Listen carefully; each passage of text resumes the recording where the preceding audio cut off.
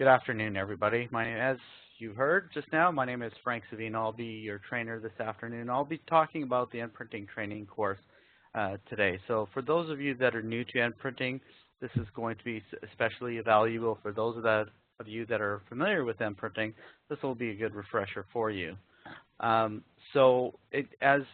my colleagues mentioned just a moment ago, please remember that most of the questions that you might have are going to be answered during the course of this training. If you have any non-related questions related to your issues in your office with your NPrinting environment that you may be tempted to ask, please save those for the end. We got a lot of material to cover today, and we're going to cover a lot of the questions regarding the functionality of NPrinting. Basic functionality today. That being said, let's just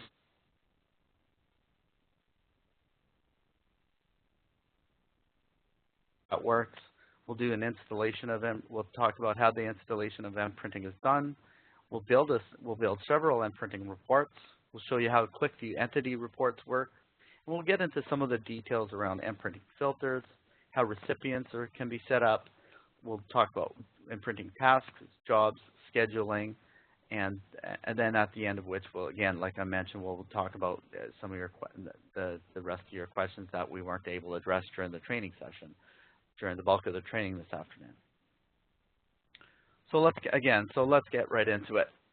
So the NPrinting Designer is a full-featured client application. The Designer is for report developers.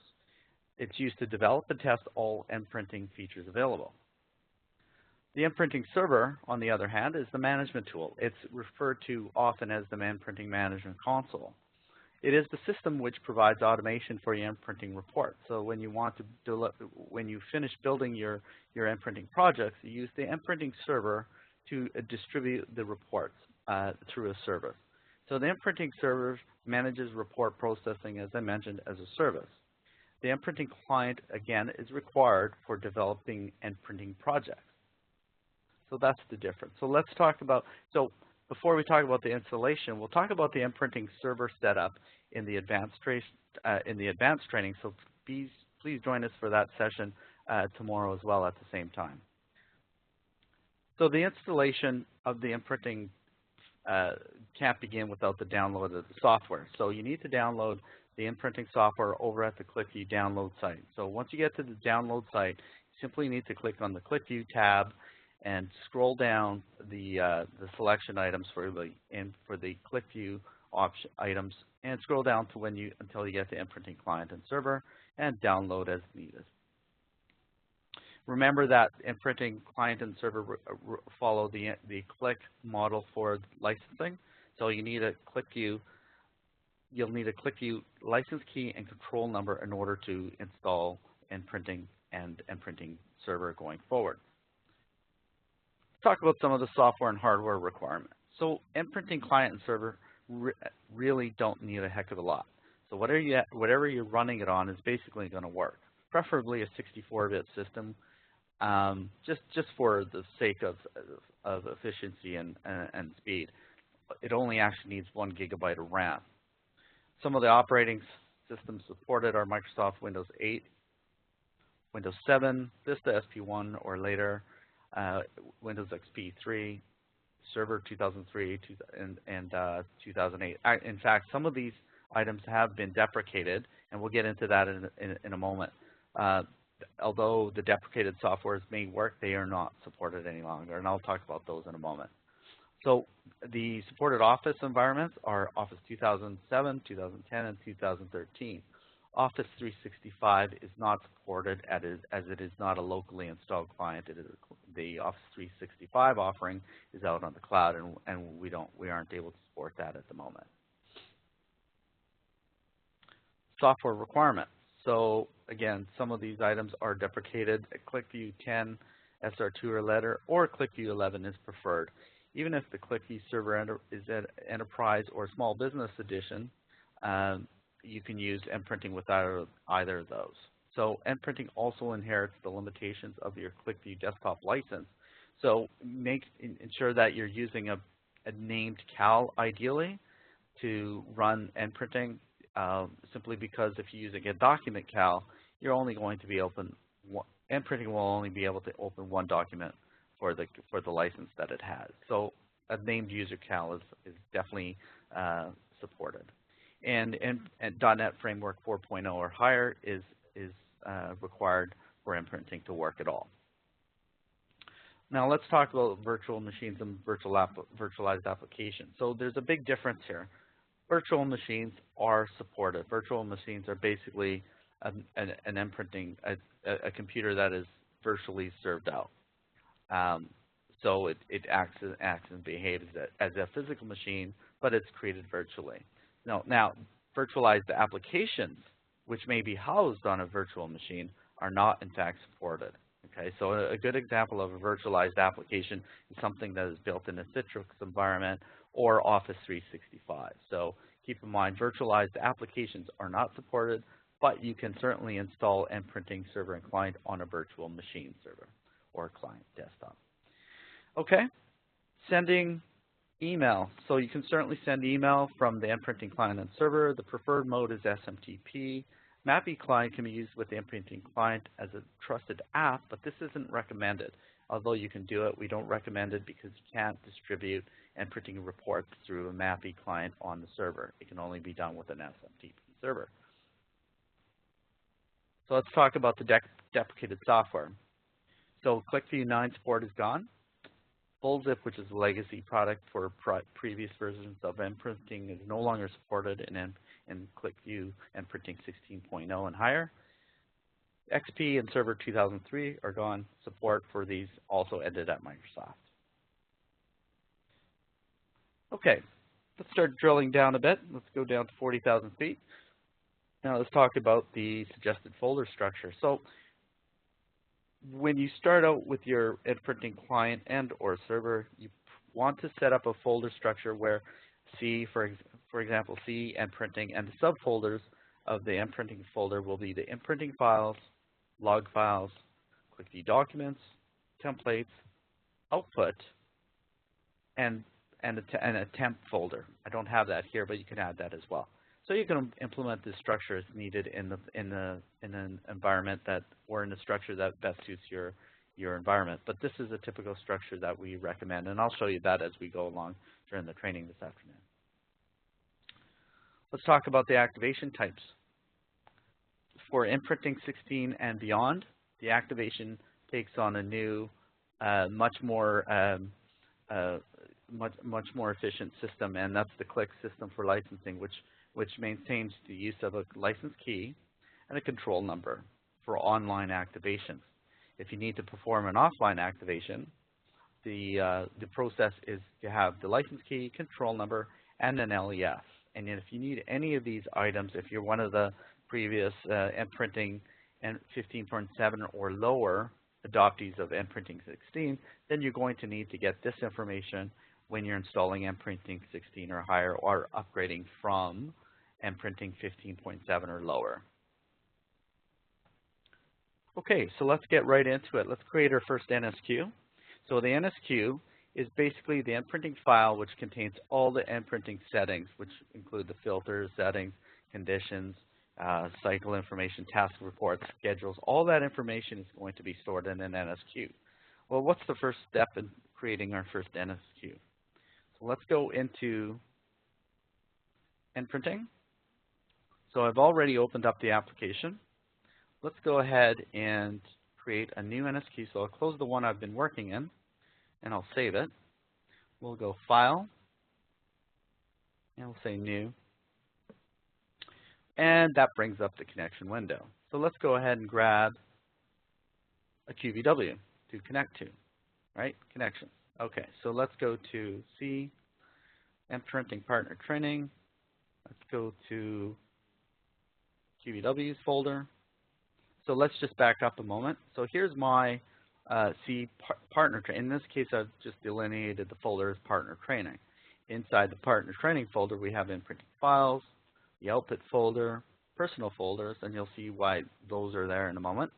QVWs, recipients folder, a temp folder, and a templates folder. Okay, so let's continue on. We'll grab our QVW, and a good practice, a best practice, is to name the source connection the same as the name of the QVW that you're connecting to. Okay. Now, you can make local connections or network connections to the QVW through a network path, for example, server name / share name, that's what's called the UNC path. Or you can make a local connection, as I've done here, and the final way to connect is through a QVP connection. So if you make a server name connection, you have a default server, and that default server value is configured in the NPrinting options, and we'll show you that in a minute. In any case, you can use the default server here, or you can type right, and you can connect to the QVP server this way as well. In this case, we're not going to connect to a QVP QVW. We're just going to make a local connection for our training today. If this QVW is protected by section access, then you need to use a username and password here in order for NPrinting to be able to open it. We don't have that in place here for this QVW. We're keeping things simple today, and so we're going to bypass that. Well, let's talk about default connection. Now, default connection is important when you're creating new templates inside the template editor. Okay, so basically, if we define this as the default connection, this will be the first item in the drop-down list when you're selecting your QVW that will appear. So you'll have this as your first choice, and then any other connection you've made will appear as a second, third, and fourth, and so on choices. We'll make that our default connection.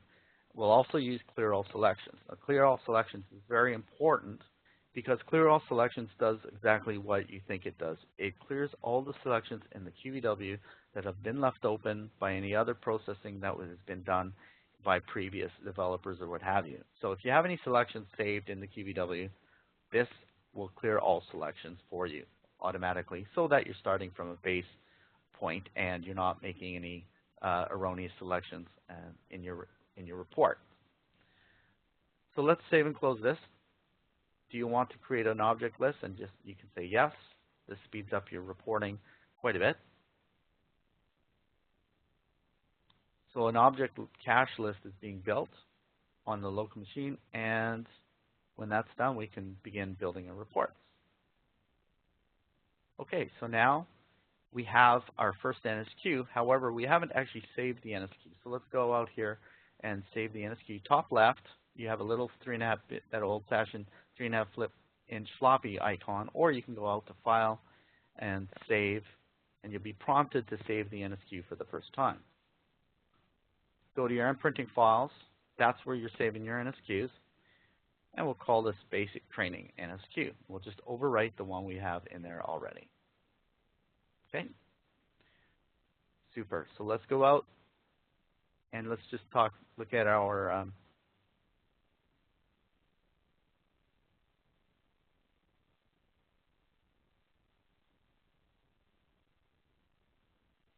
you can use a feature called multi-doc. So multi-doc gives you the ability to create reports with data from different QVWs. Now I'm talking about that today because it's going to actually be something we show you in the advanced training, but I wanted to give you a heads up and a taste for what's coming tomorrow.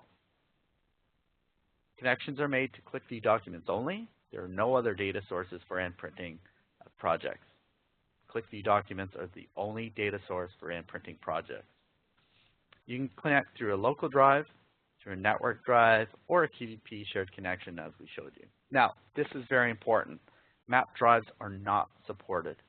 I'll repeat that. Map drives are not supported. This is very important for when you're distributing your reports to the NPrinting server. The NPrinting service account won't be able to use map drives, so map drives are not supported. Avoid that right from the beginning. Use any of the options listed in point 2, so through a local drive, network drive, or a QVP connection. And I showed you how to file save your NSQ, and that's pretty straightforward. So we're going to be showing you some of the some of these common interface items as we go through the NPrinting project today. So that's fairly straightforward.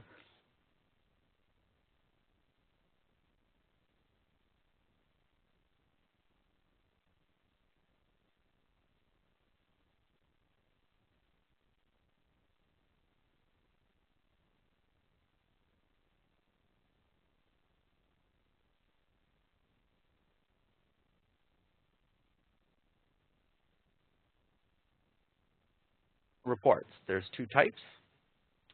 So there's NPrinting reports based on NPrinting templates, and these are the template types. We have Microsoft Office templates, which require that Microsoft Office be installed on the machine, on the NPrinting developer machine only.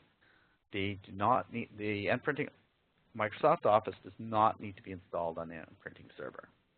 Again, Microsoft Office does not need to be installed on the NPrinting server.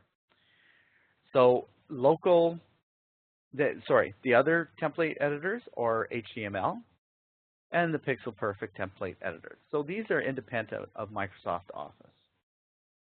Okay, so that in mind, we'll talk about the next type of report, and these are QlikView entity reports. So QlikView entity reports allow you to leverage entire sheets, entire objects right inside of an NPrinting report. So nice that you can actually leverage an NPrinting, an existing QlikView report through a QlikView entity report. And we'll talk about that when we get to that topic here later in the training session. So entity reports and distribution, just a quick note about that. Just wanted to let you know that you can actually export charts as CSVs, images, or PDFs. So CSV exports are possible through the entity reporting tool instead of QlikView, instead of the NPrinting template editor. All right, so let's get back to the report, and we'll come back to Pixel Perfect reporting in a moment. Okay. Let's build our first report. And we'll call it a basic report.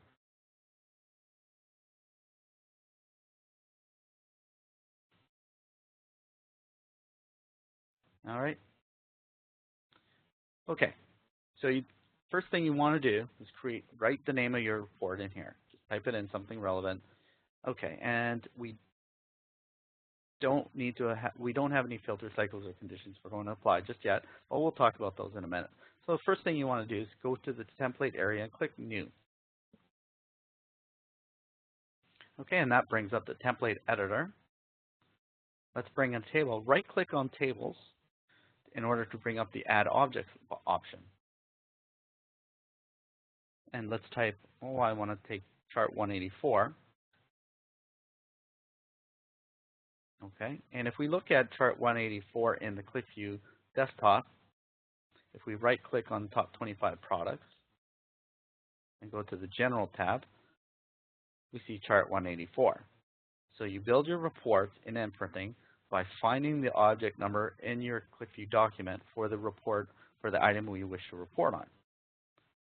So let's go back into the editor. Let's select our chart 184. Let's bring that in.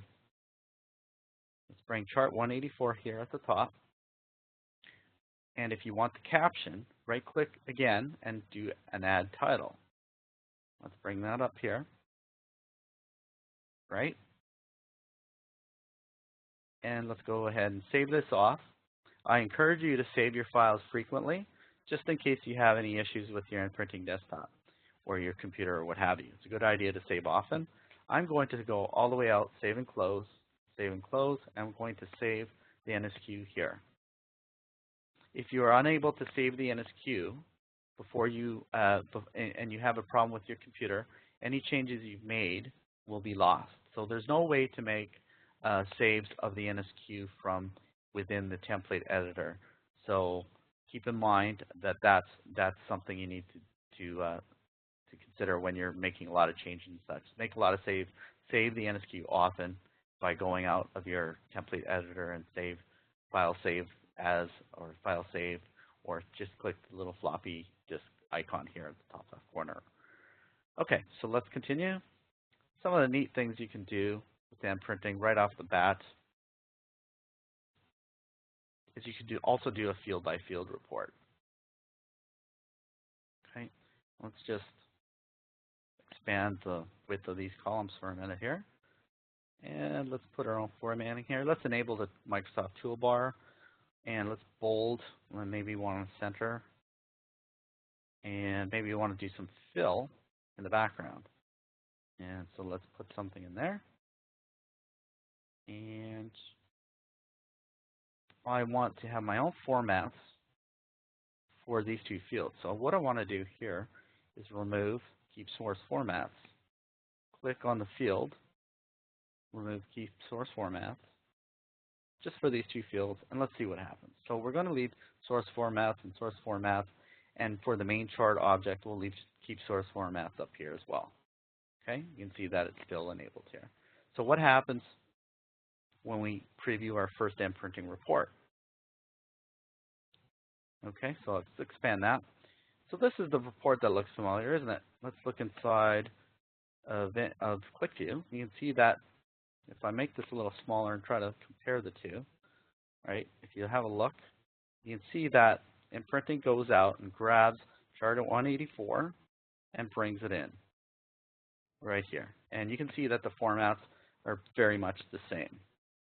Now, if we look at the chart we built just beneath, right, you can see that we used our own formats, right? So we have, there's the formatting for the header, and we've removed the keep source formats on these two columns, right?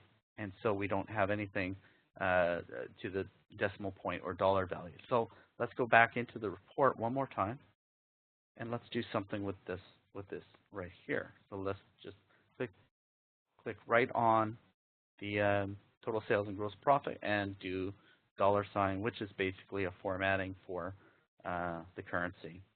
And let's go ahead and preview that now. Okay, so now you can see here that we have $ formatting, and to the right, and this is leveraging Microsoft formatting tools. So we didn't remove the formatting for the gross product field, although we can do that and add our own formats. We didn't, and we also didn't do that for the product name field. Okay, so let's do one more neat little trick before we go on. I want to just do a quick sum for you. So let's grab the tag and the cell just beneath the tag, NPrinting tag, and click enter. Let's do the same over here, and let's do a sum and enter. Okay, so the trick is you click the tag and drag down to the cell just beneath the NPrinting tag, and do your summing again, just for the sake of the example, and click enter. All right, so I did that wrong this time, unfortunately. I should have left well enough. Well, okay, so let's put the target, click on the target cell first, and then do your summing. And you want to select the tag cell and then the cell just beneath the tag cell, and then click enter to sum to the target cell. That's the correct method. Let's do that again over here. Click to the target cell that you want the sum to, click the sum tool, click the NPrinting tag and the tag just beneath it, and click enter to sum to the target cell. And let's just go preview and look at what we have now. Right? So we have our totals here for this chart. Okay, so that's our first NPrinting report. Didn't take that long and very simple to do. Let's go ahead and do a level report next. So I'll save and close on this. And I'll save and close. And remember that you will be getting this environment that I'm creating here today. So that's something you can backward engineer and play with when the training is done today. You'll get the link for all this in an email in the next either later this week or early next week at the latest. Let's go ahead and create a level report. And we'll call it levels. And this will allow you to basically cycle inside of a sheet, an Excel sheet, all the levels for a specific dimension. So if you have 3 years in the 2012, 2013, 2014, for example, in your data, all the data will be cycled for those fields in a single sheet. So let's go ahead, click it, and let's create another template. And right-click on levels, and let's click Add Levels. And let's use chart 184 again. Again, you can use any chart you want. I'm just using chart 184 for the sake of example. So let's just drag those in. Okay, make the columns nice and wide. Right. And let's maybe wanna, no, we won't add title. We know what these are for. So now the trick for levels is that you'll need to drag, left click and hold the top level item here. Drag that onto the template editor like so. Okay. Let's manually type in products,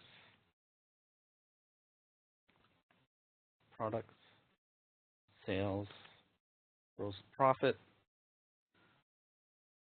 and let's leave gross profit percent out. I'm going to show you another tip while we're doing a level report, and we'll come to that shortly, but I'm going to do a calculated column over here for you as well. But let's come back to that in a minute here. Let's continue on with our level report first. Again, you can do your bold, make them larger, leverage Microsoft Office as much as you like, and let's probably make these a bit wider. And we probably want to give dollar signs. Okay, and in order for our formatting to take precedent, what do we need to do? We need to go to total sales, remove keep source formats. We need to go to gross profit and remove keep source formats. Right? Okay, so let's just get ahead of ourselves a little here, and we'll add a couple of rows. We're going to need those. And let's save this off first of all. And as you can see here, if you name the report at the beginning, the name of the template is all automatically given here when you go to save it off. So save it off quickly before you continue on working with it. Save and close. I'm going to just save and close this. I want to save my NSQ. Okay, so let's go back into our levels report. Let's go back into edit. Okay, so let's also do a quick sum, because we can also do summing on levels. That's going to be important here as well. So what we want to do for sums with levels is grab every cell between the tags, the opening and closing tag here. Okay, so let's click enter here. Sorry, we don't care about the product name. We're not summing anything in product name. Sorry about that. Okay, so let's go to the correct target cell. We want to have a sum for all total sales.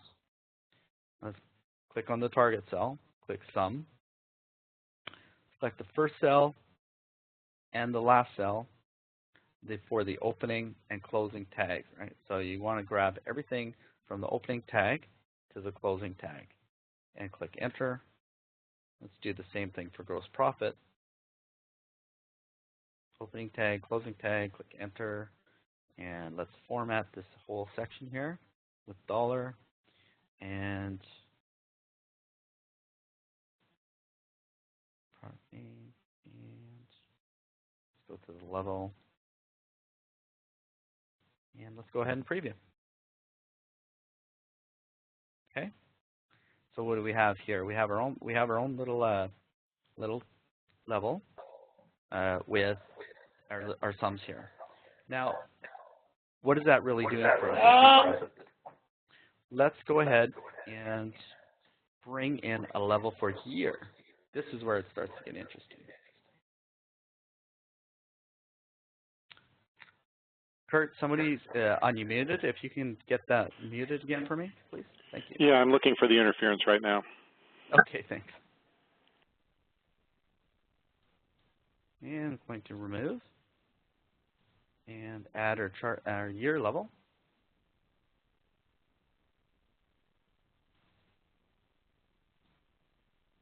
All right, so let's just drag this in. Move the year level above and below all the information that we've put in here so far. And let's just drag this year level over here.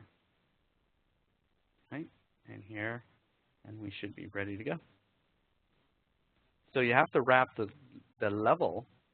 You need a data level for the row, for all the row data, but you also, for the year For the value that you want to cycle, you need to wrap the entire set of data within that dimension value, within that set of dimension level here.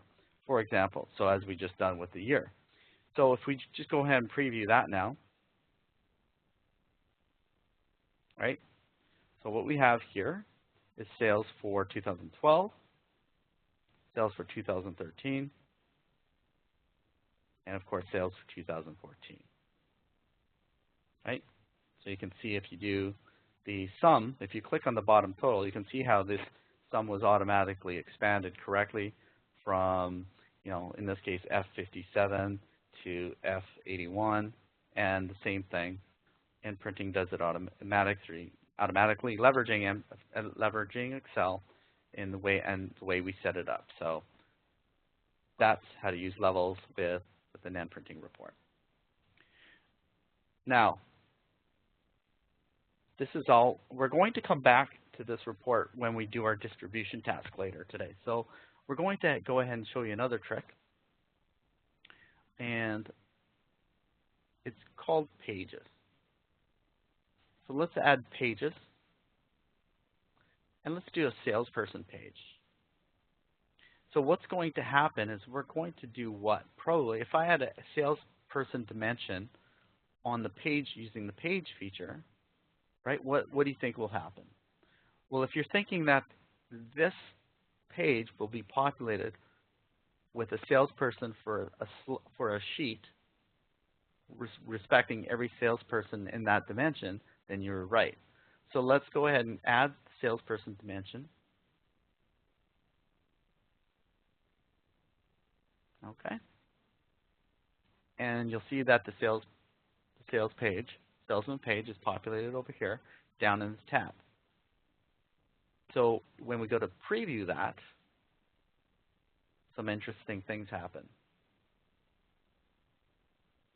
By the way, if you want to watch the NPrinting report running through the QlikView desktop, you can just pop the desktop up by expanding it, and you can actually see that it's actually processing, which brings up another important point. You must have a QlikView desktop, a licensed QlikView desktop on your NPrinting client alongside your NPrinting client designer when you're running NPrinting reports. Okay, and so here's our report. And here, as you might have guessed, total sales for these salespeople based on their dimension information. So all the associations are automatically made, and they're printed out to a sheet for each salesperson. Okay. And again, this is going to be important. Remember that we did this. We created a report using levels and pages, and we're going to actually distribute that report to 2 users later in the training this afternoon. So we're going to come back to this, but for the time being, we're done with that. So any questions up to now, that would be a good spot to answer some of your questions.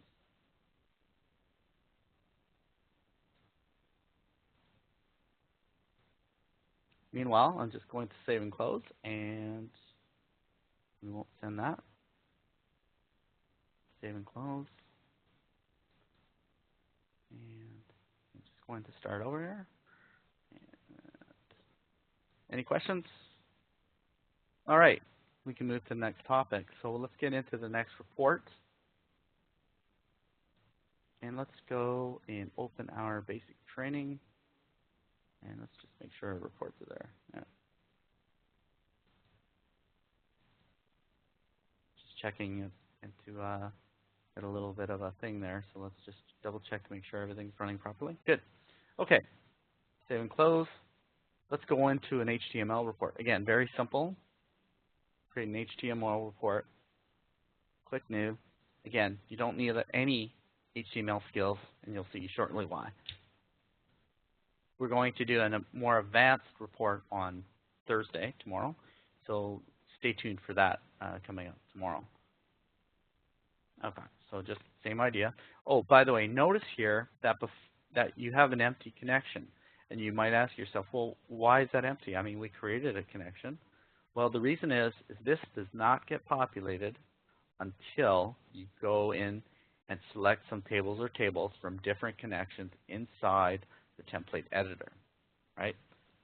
So let's go ahead and grab, do an add objects.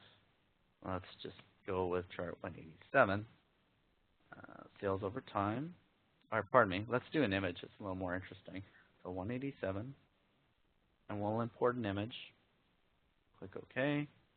You can see that by default, the text for an HTML report is already in place. All you gotta do here is just drag that over. Okay. And this is slightly a bit more of an advanced concept, but in case you were wondering, you can use a level here. And I'll just do that quickly because it is fairly quick to do. So let's just drag that in up here. Cut the lower tag out and paste it below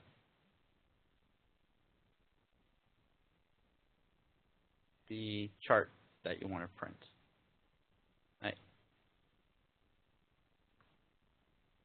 And you already, okay, so before we go to the next stage, what you want to do is drag in your year value here, and that should be enough. There's very few options for editing here. You can increase the font size a bit and a couple other things, but really, I mean, you know, it's not really a deep, complicated template editor. You really have to have your own, you know, HTML skills if you want to get really advanced with this stuff. But today we're just showing you a simple report.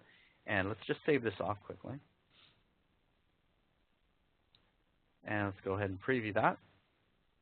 Okay, so we have a report for 2012, 2013, 2014.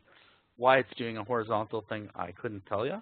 But in any case, this is the kind of thing you can do with an HTML report. Of course, an HTML report can be embedded, by the way, with your NPrinting reports. So keep that in mind. You can actually, and we'll show you where you can do that coming up later on in the training as well. So let's save that off and jump right into a pixel perfect report. We'll go right down the line here.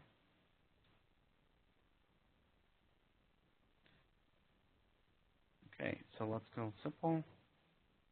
Now let's call it basic. Okay, so a pixel perfect report is a banded template editor, more of a traditional banded style of a report editor, might be familiar with. So very simple to use. There are a few extra steps, however, so keep that in mind when we're doing it. But of course, you'll have this recording to go through in order to, you know, if you need to do this again and you need to build these reports, you can come back to the recording later and follow with these steps coming up right here. So when you're building your pixel perfect report, keep in mind any of the work you do here on the left must also be done here on the right, on the template itself. So let's just start. Add a level. Okay, so 184. Let's do a category name actually. Right. And if you want to do a sub-level, you have to add the level here. So let's do 184.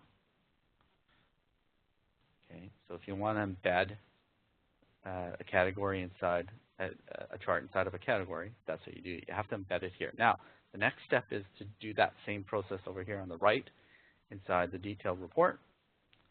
So first you go insert category name, and insert inside of category name, you follow the hierarchy and you go insert detailed report and top 25 products. Pretty straightforward. If you want to bring the fields in, you simply do the same thing. You select the first one, hold shift, then click on your mouse, left click on your mouse if you're right-handed, and drag these in for the data. Okay. If you want the headers, You right-click on the same selection, that's right-click, and drag it over above.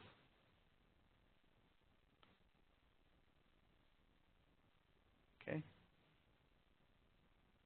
If you want to format these with a different type of font, select your 2 rows, choose your font, and you can do centering and all that kind of good stuff. Bold. Maybe you want the font a little larger. And again, this is a simple report. We'll get into more advanced report tomorrow. So these are the basic steps to creating your first Pixel Perfect report. So let's save that off. Save. Let's go ahead and preview.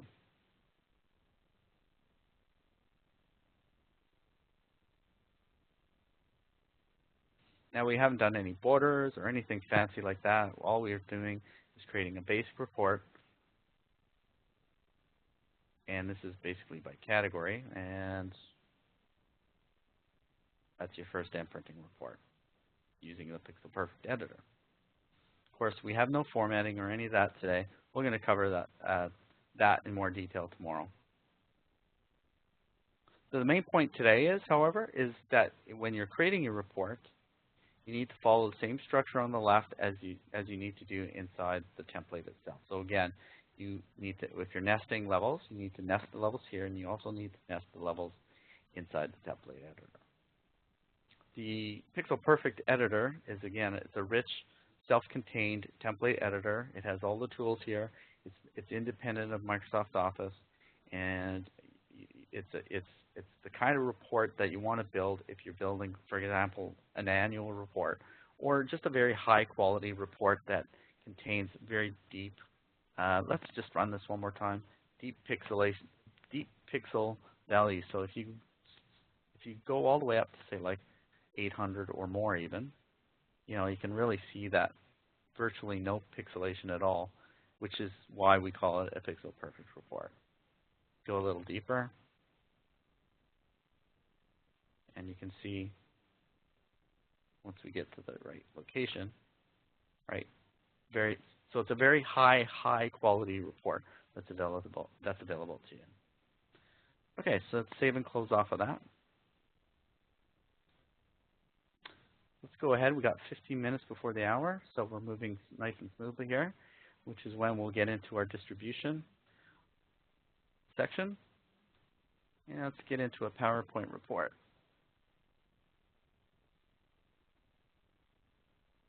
Now, we're going to cover a couple of topics like filters and that sort of thing while we build this report. So let's go ahead and start building a report.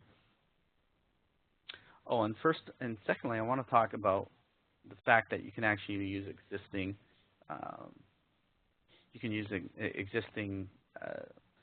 Word documents or Word templates, Excel templates from your office. So if you have a template that has letterhead and so on and so forth, you can actually leverage that material inside your NPrinting report.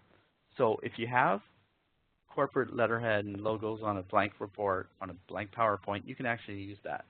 So again, let's just do that one more time. So you come over here to template name, and you select this the browse button, and you basically just go to the location of your blank report, of your blank template, and just select it. And you can use it as a NPrinting report. And then you can click Edit, and you can start working with that blank report. Let's go ahead and build a PowerPoint report, just a basic. And let's just grab 186. And maybe, well, let's grab some images, a little more interesting. 187. Let's see, 187, 186. So just going to click Control, hold the Control key down to grab 187. Click OK.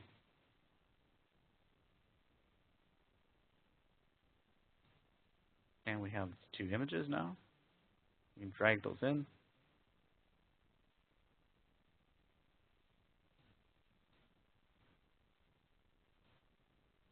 186.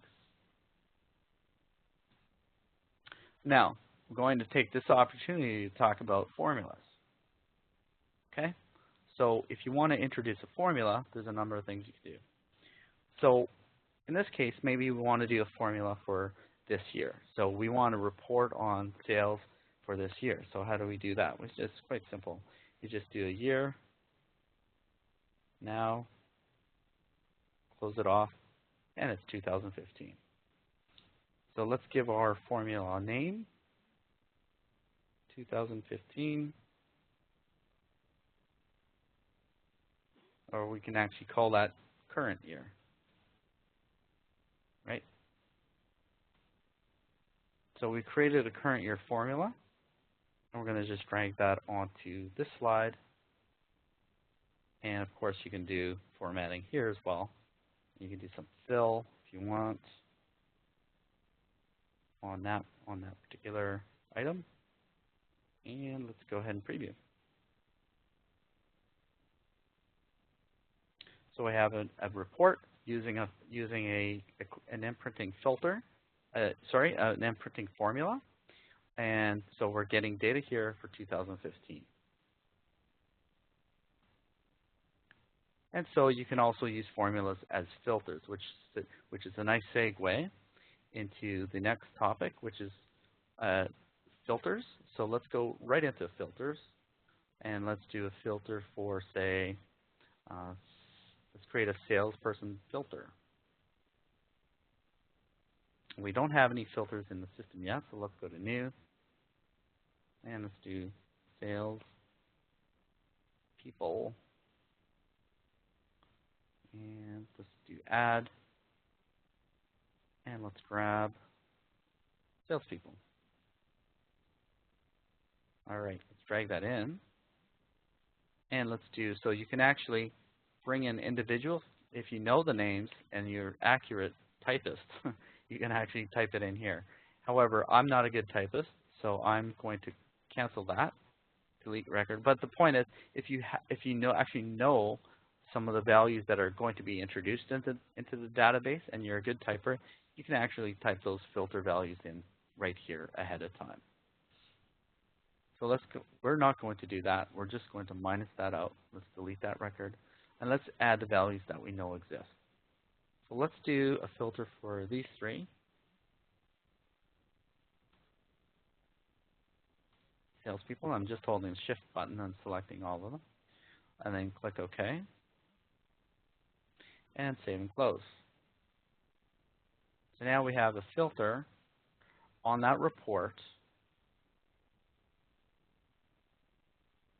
And let's do one more thing. Let's go into the editor and make this a little more interesting yet.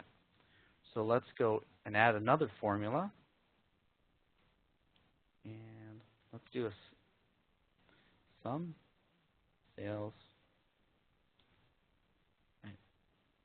Sorry, and you can see that it's case sensitive. So if you get the field value wrong, the information will be wrong as well. So let's go text,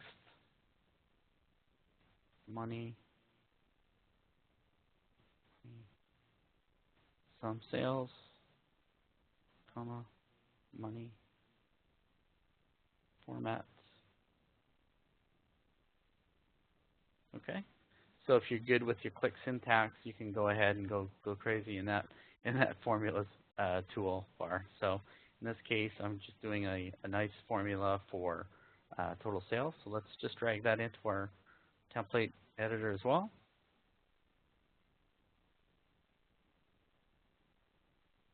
We have single.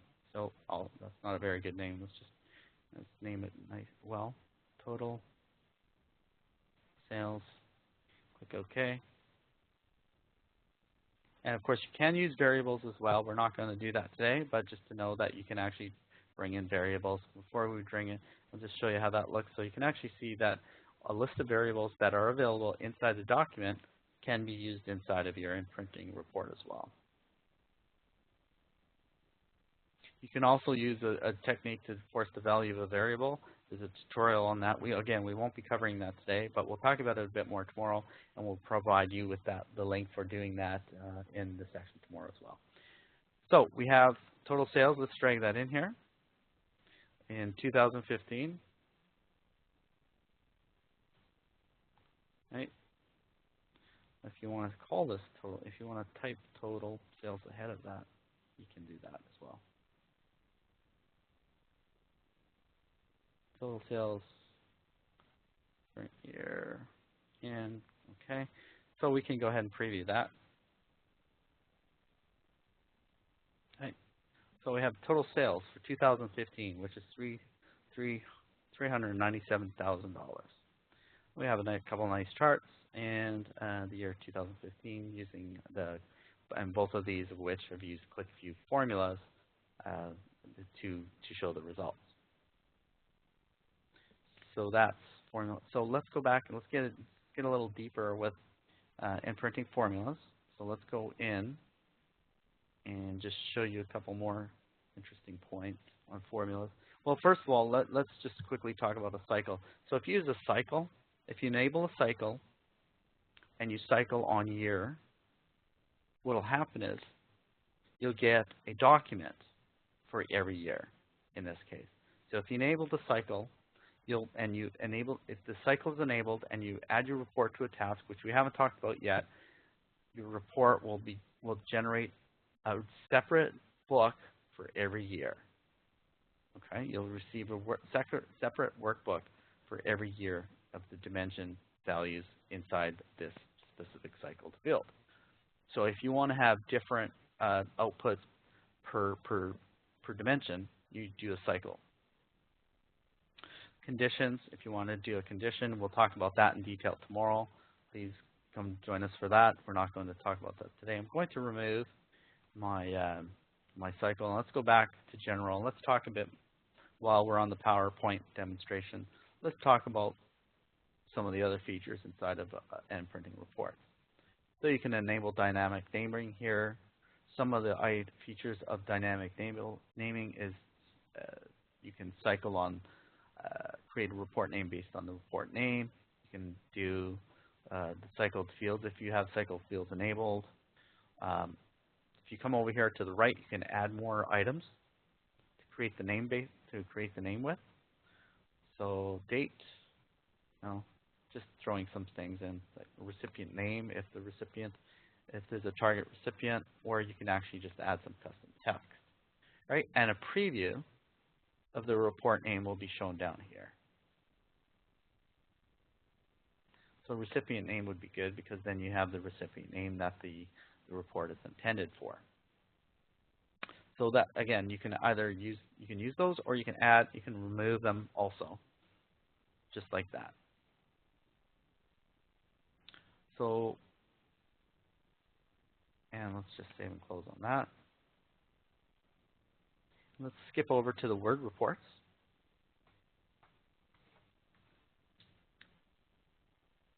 Oh, pardon me. Let's talk about filters just quickly one more time. So let's get back into filters, and let's go ahead and create a filter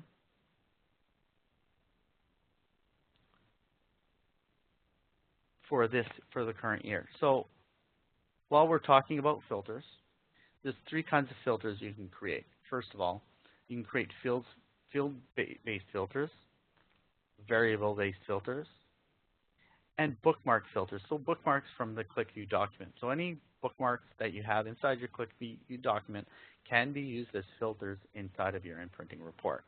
So again, leveraging the work you've done already in QlikView inside your NPrinting report.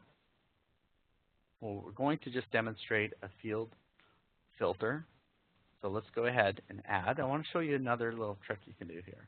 So if you want to do year, for example, and this is really useful, if you're doing a report based on the current year, and instead of adding just, if you want to go ahead and add year 2014 in this case, we haven't updated this particular QBW, I'm not sure why, but in any case, you can either do this, or you can get rid of this, and if you don't want to come back to this report, you can do this. So let's, in this case, go add a record, and what you can do is go do the year You can use QlikView formulas inside your filters, which is very cool. So in this case, you want to do it as numeric and evaluate because it is a number and you need to evaluate the formula. Okay, so click OK. And your output, when you apply this filter to your report, you'll get a report based on the current year.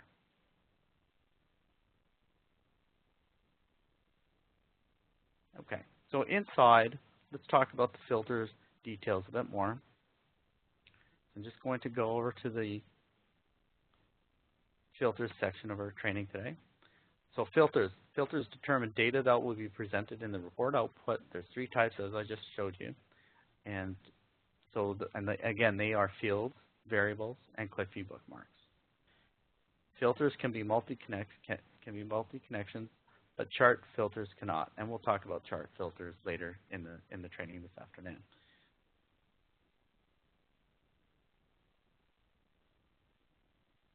This is very important. The filter priority and the order of the filter used will impact the output of your NPrinting report. So you cannot use a year filter at the chart level and hope to use it again at the task level, for example. The hierarchy is as such that chart filters have the highest priority and task filters have the lowest priority. So again, keep in mind, if you're using a filter at one of the higher levels here, it will not work for a lower level filter. Okay, so if you use the year level, if you use the year dimension as a filter at the chart level or anything at the upper levels, it won't be used at the lower levels like recipient or task. Okay, so something to keep in mind. This slide is very important. So just earmark that's something to keep in your back pocket.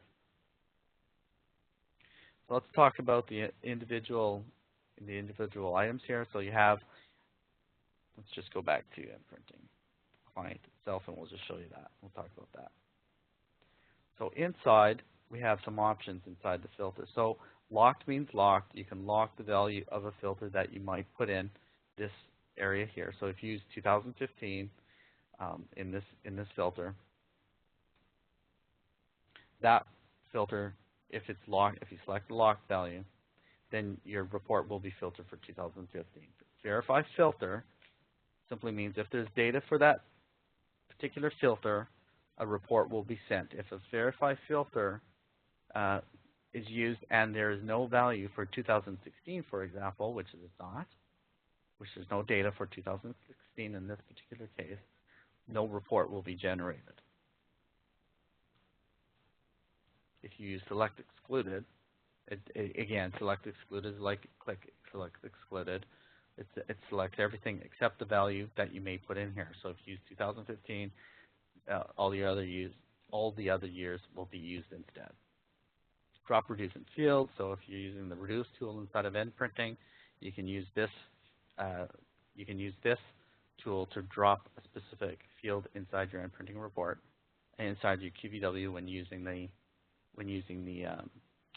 reduce task tool instead of NPrinting. Unlock if locked, same idea. Unlock if locked. Same tool as the QlikView tool, where if you do the unlock, where if it's locked here, if you have a selection here and you have the lock on it, right? So as indicated by this special formatting and click, the unlock if locked will clear that selection. If you have clear selections with unlock if locked, then that opens you up to clearing all the selections when, as I mentioned, if you use the unlock if locked switch. And let's just cancel that, and let's go out of here. And that's the filtering tools. Again, you will get these slides and more detailed slides, in fact. So all of these options and explanations will be coming to you in more greater detail in the days ahead with the recording and the environment that we're showing you today. This is very important. And QB triggers and alternate states are not supported. So Might as well tell you that right off the bat.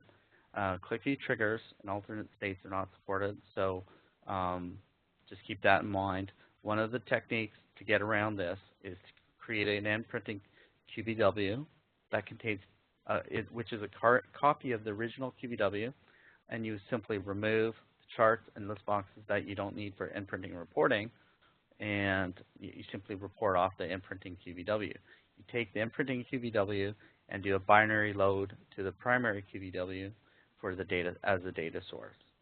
So keep in mind, and the benefit of that is that you don't have to disturb the original QBW, and you have a separate QBW for NPrinting reporting.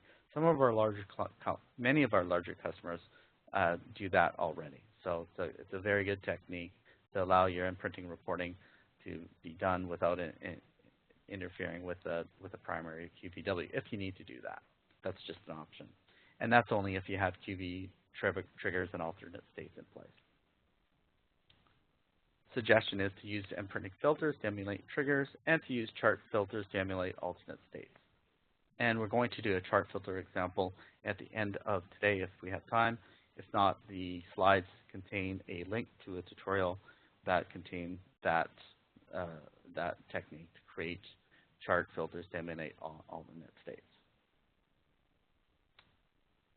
Okay, so we're ready to get into our distribution portion of the training today.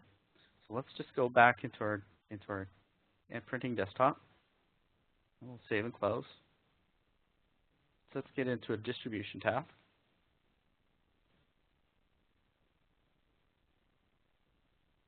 So distribution.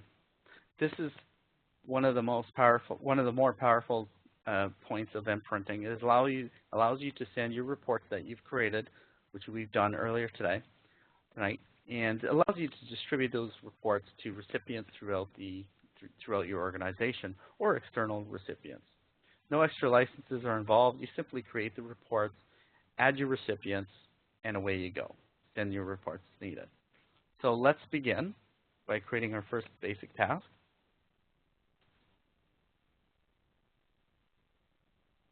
And we're going to select a report. But before we do that, let's talk about some of the points here. So you can see here there's no connection yet because we haven't actually added any reports. A list of connections will appear in this line after we add the reports to this task. Once you've completed adding the reports to the task, it's always a good idea initially to close the connection with task ends. So what does this mean, closing connection when task ends? Simply means that it's closing the connection to the QBW safely without saving the file. So this is a very nice option for you if you want to preserve the integrity of your QBW and the state of your QBW. When it was opened by NPrinting, NPrinting will close it without saving it, right, if you select this option.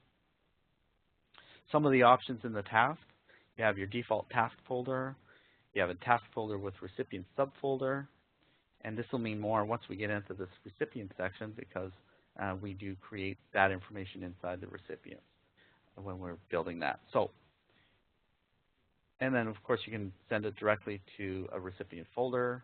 You can send to a custom folder that you define as well. So if you select custom folder, for example, here are the folder types that you have option to deliver that to.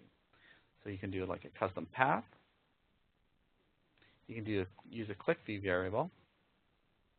You can use a recipient name, full recipient folder, which is what we're going to do today. But some of the other items, recipient subfolder, FTP destination. So this is useful, especially if you're sending items out to SharePoint, which are out on an which source documents are out on an FTP drive somewhere. So if you have SharePoint, you can use this FTP to send your output to. And so in today's case, we're probably just going to, we're going to do recipient folders. So let's just select that. And you can archive your reports. So you have compression settings here. You can create an archive containing the compressed report simply by clicking this checkbox. And then you can manually give the archive a name. So this is archiving using zip. The compression ratio is not that high.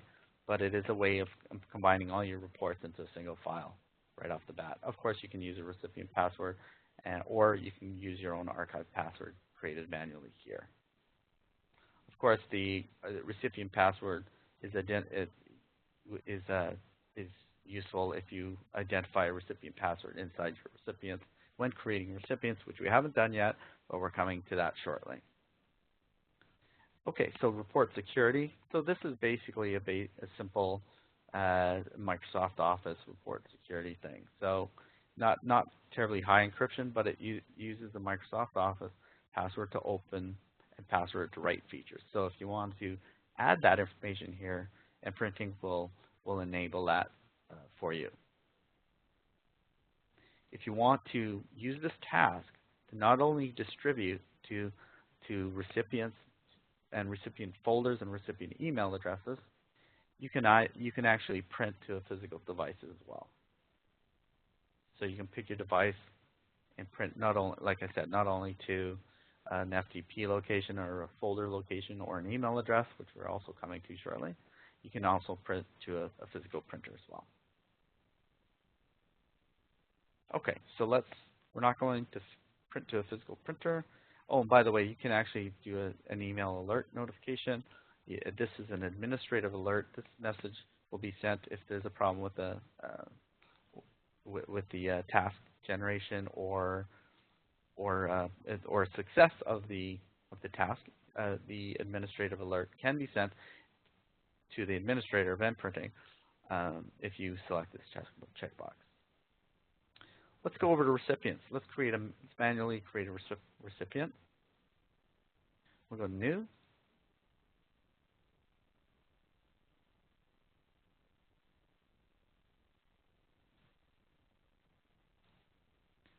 Okay. Oh, sorry, we have to go back and uncheck the archive option here. Sorry about that. Go to recipients, and we'll go, let's see if we have any. We do not have any in there, so let's click New. Okay. So, test user, or how about John Smith, right? And of course, you can type the email address.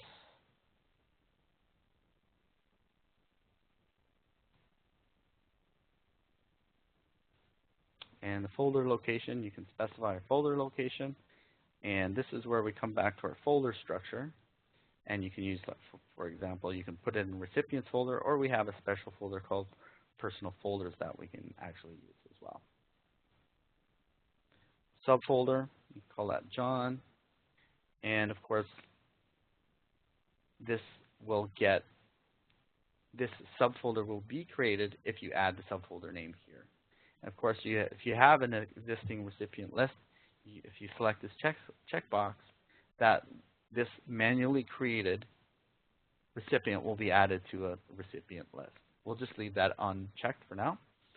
QlikView security is just what it sounds like. It's for section access. If you need this person to have section access based on their credentials, you need to enter that information here. Of course, we don't suggest that you do that because we don't suggest that you ask people for their user IDs and passwords. In which case, if you do have section access enabled, again, it's another reason to use a separate NPrinting QlikView for reporting purposes, which does not have section access included. And in this case, we'll rely on recipient distribution process to deliver relevant information to the right people, and using NPrinting filters to filter data for those specific recipients and the data that they need to see. And we're actually doing that right now, and we'll show you how that works just coming up here. Of course, you can enable PGP encryption as well. So you just select this checkbox. Not too many people use it, but you can use that and use your ID as needed. Again, password security can be enabled here. So this is the recipient password I was talking about in the report task. And these are just some of the attributes that for this particular recipient. So let's save this off. It's a custom recipient at the moment. And you see that it's denoted by this little flag here in the bottom left. And you go back into the if you go back into the recipient and just select that item that no longer is a custom recipient, that recipient is now added to a list. Let's just open that up again. And now the filters option is enabled. So we have a John Smith filter, and let's say we want John Smith to have current year data, so to 2015, right? So we simply add that filter to John Smith data to the John Smith recipient, and John Smith will only get data for 2015. Or to exemplify that further, you can also add a salesperson filter. So if you want a specific filter, you can add an existing filter here or add a new filter. So let's say you want John Smith to have all the data for a specific salesperson.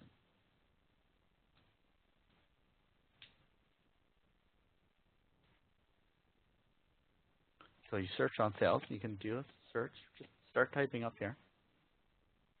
And let's say you want John Smith, who is the manager, for example, to have all the data for these particular three salespeople. Right. So you just add those as filters for this particular recipient, and the entire report will be built for these for the manager, John Smith, with all the values that these three salespeople have sold.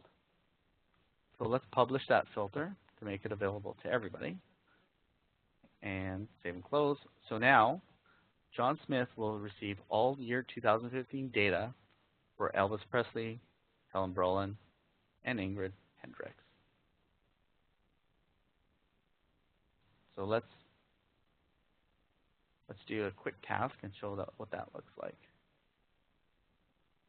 So we have the basic task. So let's go ahead and let's see here. Let's make sure we have everything right.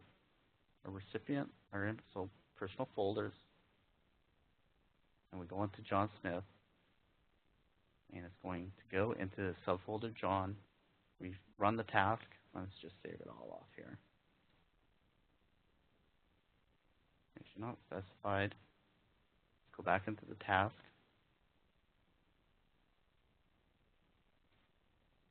And right, so we didn't bring our report in.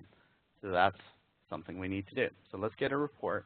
Let's do our levels report, which contains the salespeople page, if you recall from earlier today. So let's go ahead and bring that in, save and close, and run the task. Oh, wait a minute here. Which one are we doing here? So let's go into General, Reports, Filters. So the basic task. Okay, so we need to bring the report into the correct task. So let's bring a report into Excel report with levels, which contains the salespeople page. And now we're ready to run the report. Save the change and run that. Much better.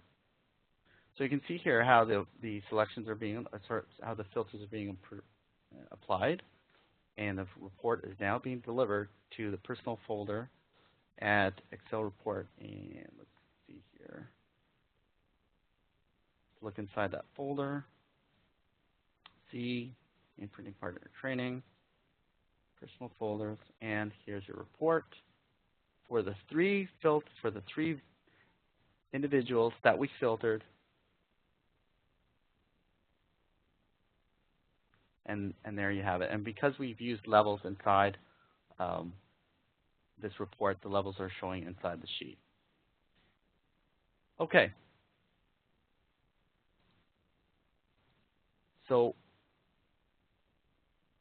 that is building an NPrinting task based on NPrinting, which contains NPrinting reports. Let's go ahead and create not one more report. We have the report task. Oh, sorry. What we need to do is show you the message tools. So we want to create a message.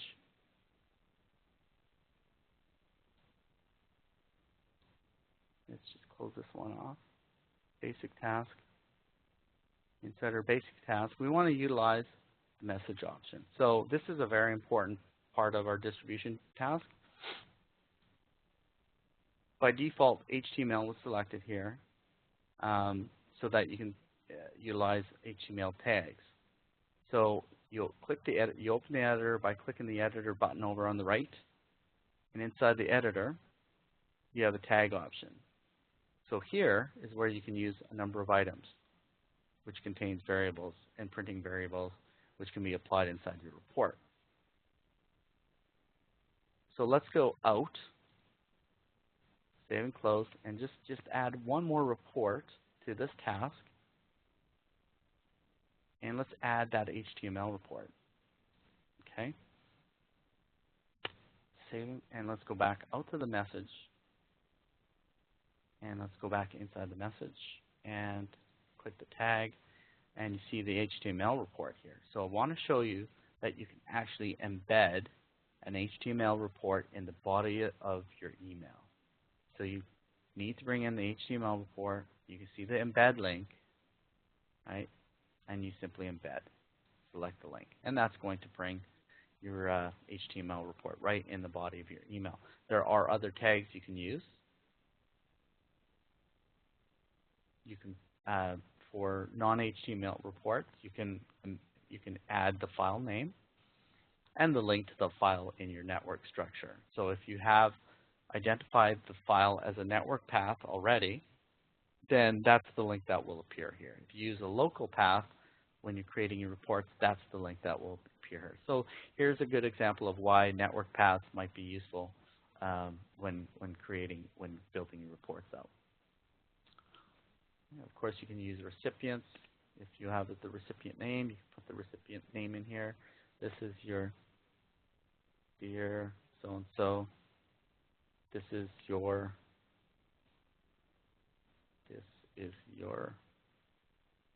annual report, so on and so forth. Okay, so you can save those variables into the body of the email. You can add a footer if you like, but let's just back up again here, and let's go into the subject line. You can also use NPrinting or QlikView tags here. So if you have QlikView variables also, you can use those. If they're specified, you can use those in your report as well. So in this case, you might just want to use full name or recipients, current selections, or what have you. So in this case, we'll just use full name. You can just do like an annual report for, and the full name will be entered automatically. Okay. Are there any questions out there before we finish off our report distribution?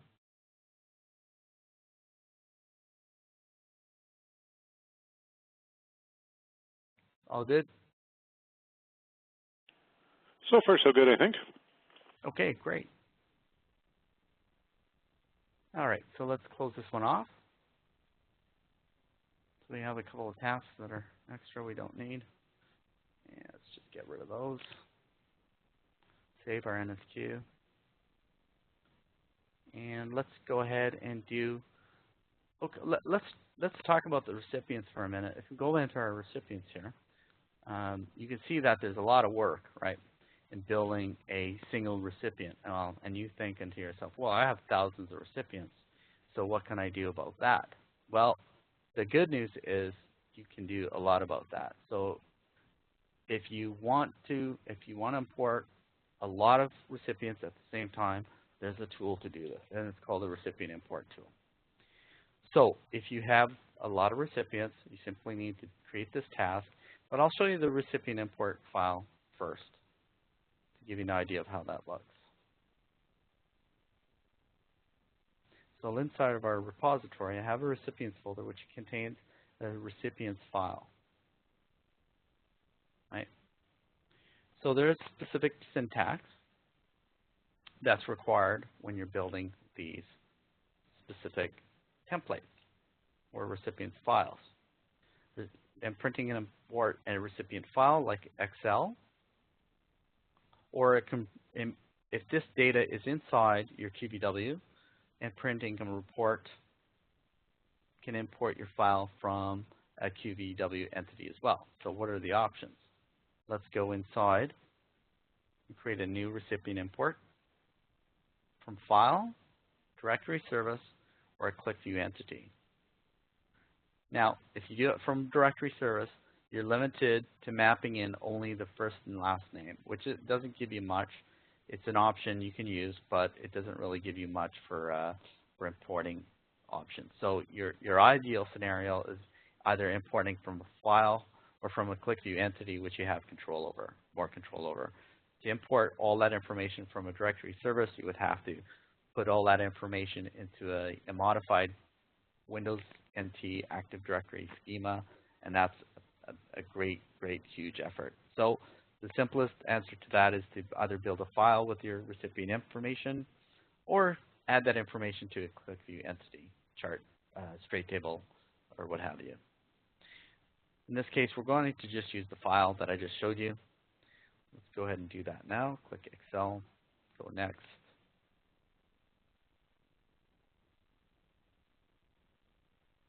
Oh, sorry, gotta grab the file name and change to XLSX because that's the format it's in. And let's go to our templates folder. Templates. Sorry, let's go to our recipients folder to grab the file that I showed you a moment ago that contain our filters and all the other recipient information. I think it's on the third row. Okay, let's just back up. Type number 3 because that's where the first row of data is. And we can start mapping. Expand, grab your ID, your full name, email address, the first filter, the group,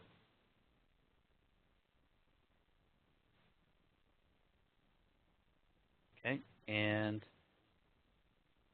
put this in the group, and map this field to the folder name and the subfolder.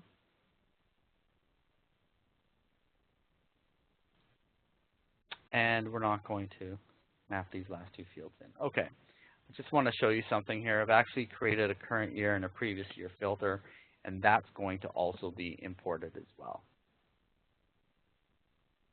Okay, so let's go ahead and bring that in.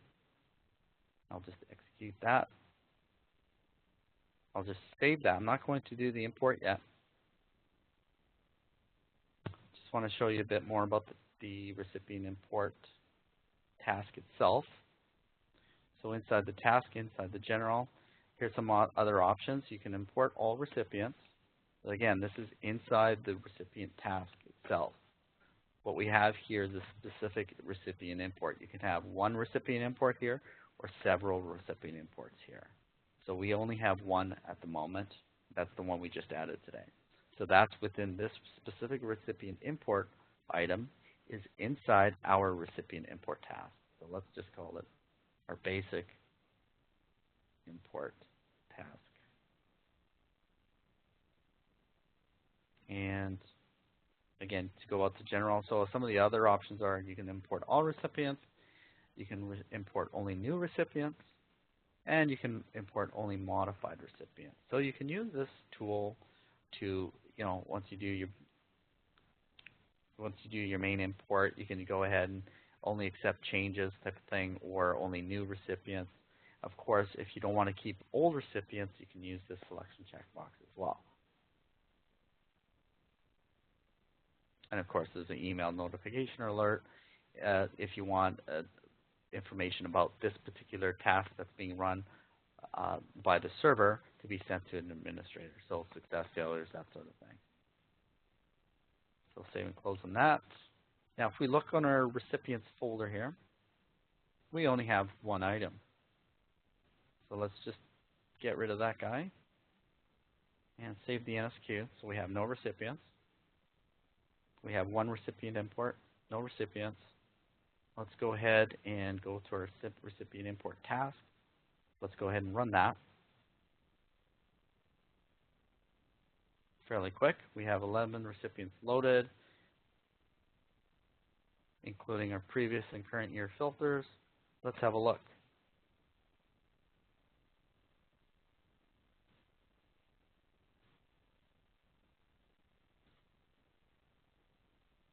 Import task, recipient import. Okay.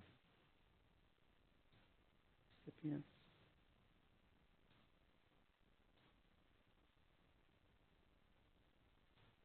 And I'm struggling a bit to understand why that didn't come in.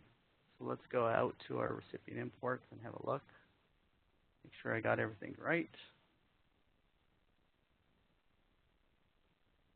Okay.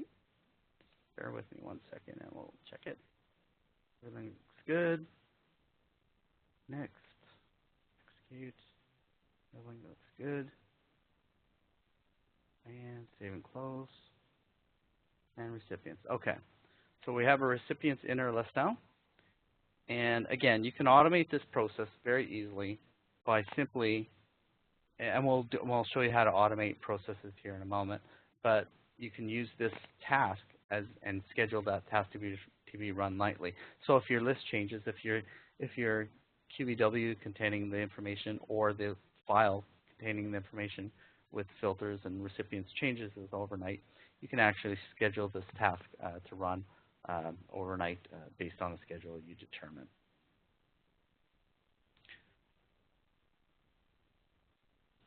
So let's go ahead and show you how that works. Let's go ahead and schedule. Click Schedule and Jobs. So we actually have to start with a job. Go to Jobs and Add. We don't have a job yet, so we need to create a new job. Every job contains a task. So we don't want to add any new tasks. We want to add an existing task. And we're going to add our task. We're not going to schedule the import. We're just going to schedule the basic task that we created earlier containing the report. However, you can include both tasks in this schedule if you like. So I'm going to save and close the job. And now we have the job. We have the job added to the schedule. Let's go back to the schedule. Of course, you can schedule it as needed.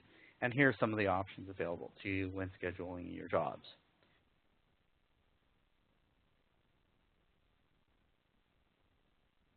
Okay, so you can do daily one-shot, all very standard type of scheduling tool. Nothing very complicated about that. And save and close that. And of course, you can run the job like so from here.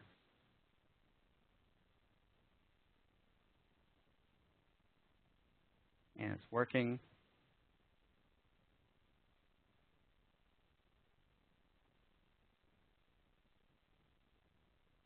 It just takes a moment. Of course, you can see that working in the background. If you don't believe it, you can always check it. You can just open up QlikView to see what's happening. Okay, and the job is done. You can see that the report is generated, and the file is distributed out to the output folder here. The partner training output.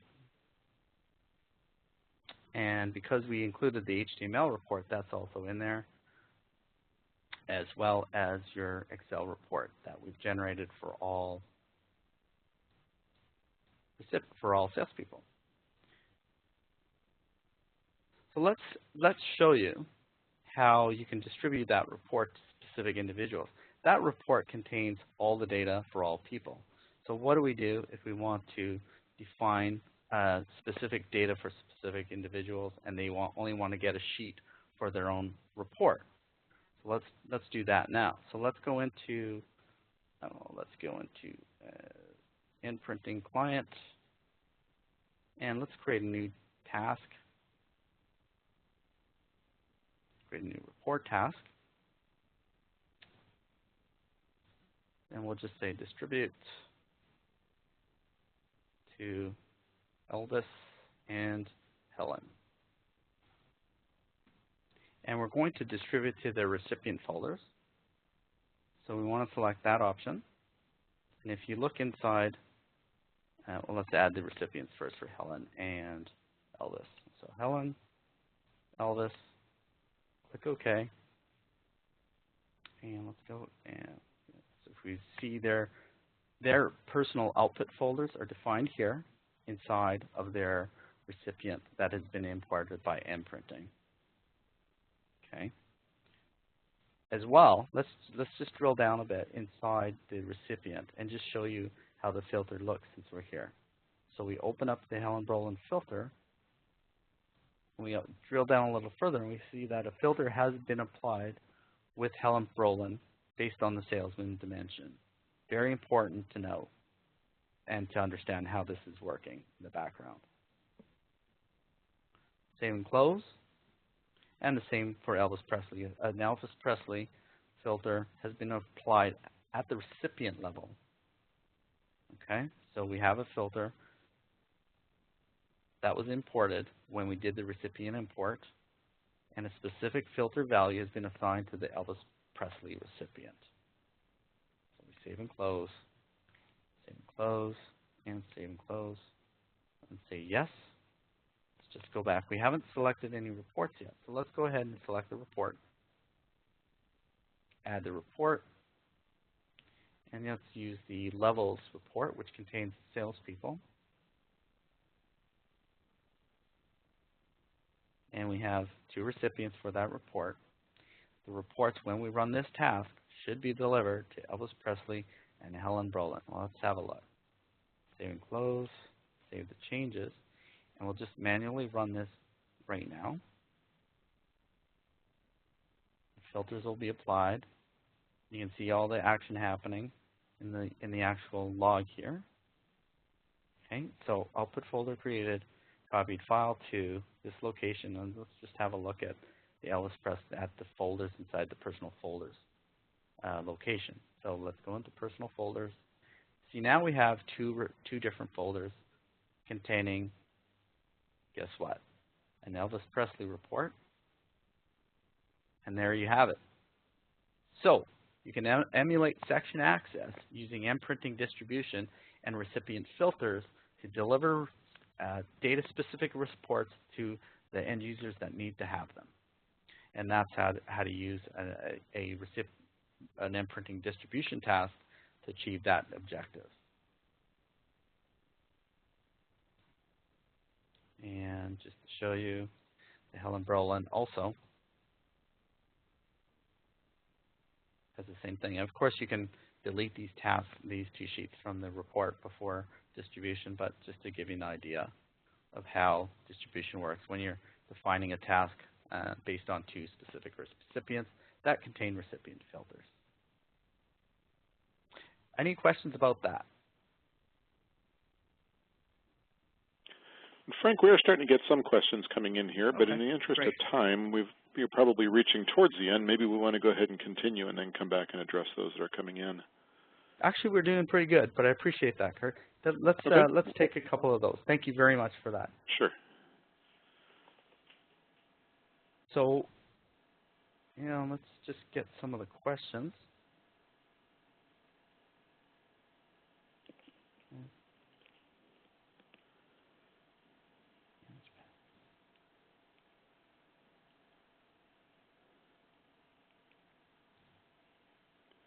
Great. Can you just, if you can guide me to the questions panel again? Yeah, of course. Maybe if you stop your desktop share for a moment, we can. Got it.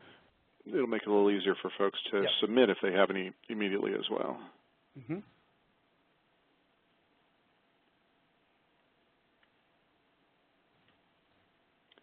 There you go. Okay, here we go. All right. Just looking through, I was going to feel bad if y'all had to train. Okay. What if there is an option for always one? Yes, good question. Always one selected is not cleared, by the way. So if you're using the always one selection on a list box, or the always one property on a list box, that will, NPrinting can at the moment cannot override that selection. So you do need to remove that if you want to do an NPrinting report that contains always one selected. You have to remove that always one selected property. So no, it will not clear that always when selected. Good question. Can you get graphic objects into Excel? Yeah, I think we actually identified that with some of our reports, where if I haven't, yes, you can actually add a graphic object into an Excel report. You just use the images option inside the template editor for the Excel report and just add the objects. You gotta know which object that you want to import is. You have to know the object ID and just find the object ID by right-clicking on images, open the and select the QVW you want to import images from, and then select the ID from the list. Is it going to use the the data in the QVW dashboard, or can, yeah, that one didn't end, so I'll try to answer that anyway. NPrinting will only use data from the QVW dashboard. Any object inside the QVW is fair game for reporting. Now, if you have a table nested too deep inside of a container, in a container within a container, that will not work. But you can use tables and charts that are nested one deep. You can still see those. And how many levels? You can nest as many levels as you like. Keep in mind that the more levels that you nest, the more difficult it becomes to, not more difficult, but it takes longer to process, because each record and row and calculation is made on a row-by-row basis. So if you can imagine, you need to go through each level one at a time, row by row. So more levels you add, the more time it'll take to generate your report. So adding too many levels can really slow your reporting down. Can you do totals? Yes, totals by levels. You can do that, and we're actually going to do that in advanced training tomorrow. Is it limited to data in the dashboard only, or can it more deeper into data in the model? Okay, so I identified the answer to that, and is if you have a visible, unhidden chart, NPrinting can report on it. So I'm not sure what you mean by more deeper into the data model, but any chart ID that's available and visible to NPrinting can be reported on. Is it possible to apply filters on objects which should not get applied at the report level? Not really sure I understand that, so let me tell you what I do know. So you can apply, and we're going to create a chart here shortly with chart object filters. If you've joined us late, which might be the case here, because we talked about filtering priority earlier in the presentation this afternoon. Just keep in mind that chart level filters override page overrides cycle, report and cycle overrides recipients override task. Any filter created at a specific position will override other filters based on their chart priority. And the chart priority, again, will be in the slides that you'll be getting out. So I'd ask you to kind of, have a look at that slide when you get the presentation delivered to you by email. Our output, our interactive, are static. Now, and this is a static reporting tool. You can, however, deliver QVWs. You can deliver QVWs with similar filters and reduce a QVW based on filters you might have used in a report, in which case you can then, you can open that QVW if you have a QV desktop license on your computer. So no, generally no. The reports are static. They are, in some cases, PNG image files, Excel. In particular, when they're images, they certainly cannot be manipulated. So no further slicing and dicing. These are reports. The slicing and dicing should be done inside of the NPrinting report itself, and then the reports are distributed in that manner through the process we just showed you. I have 2 posted questions. Let's see if there's any other. Can you show us documentation filters? Yes, so the filter syntax information will be part of the slides that I'm sending you, so don't worry, all the syntax information will be coming your way. Can we create an escalation email alerting system? Yes, and we're going to show you how to do send a report based on an alert tomorrow using NPrinting conditions. Can we embed reports into QVW dashboard itself so that users can get them themselves? Can we embed in reports in a So I guess I kind of answered that. You can, again, you can use the reduction tool, NPrinting reduce tool to deliver reduced QVWs. You can embed links to the source of the QVW, to the source of the report that's been distributed, and you can type a link in the email to where the QVW is located. There are no variables for that at the moment, but you can type a correct link to where the QVW is, and if you have access to the QVW, when you get the email, I suspect you can click the link and open the QVW. But now there's no link to the report to the QVW with those selections already in place. You would have to redo the selection. Can we set dependencies among the jobs in the scheduler? Indirectly, you can set dependencies, and it's this way. You need to set the jobs or the tasks one by one in the order that you want them processed. NPrinting can only run jobs in the order in which they appear in the task list or the job list or the schedule list. Well, not in the schedule list because you can schedule times, but if you want reports to be run in a specific order, ideally you should probably just order them in the task list in the order that you want them to be run from top to bottom. Another good tip is if you're going to add a bunch of tasks to a job, remember this: only add tasks to a job that contain the same connection. If you're using tasks that contain reports with different connections, that can really slow things down because it's opening and closing the QVW every time, and it's a good practice to only add reports to a task that contain the same QVW connection. You don't have to do that, but it's just a way of speeding things up. Can we set dependencies? Let's see. A couple of quick more questions. Can we create reports embedded? Yeah, I think I answered that with the HTML option to embed reports in an email. How do you link back to the QV server? Yeah, just answered that. You can type the link manually, but the selections won't be made. You have to make those again for yourself. Is there a reason there's no PDF functionality in printing? Because there is PDF functionality in NPrinting.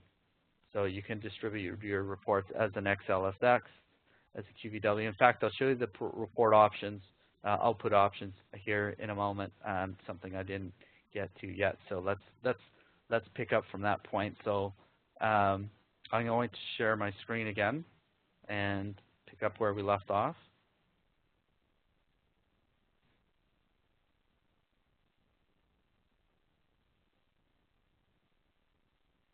Okay.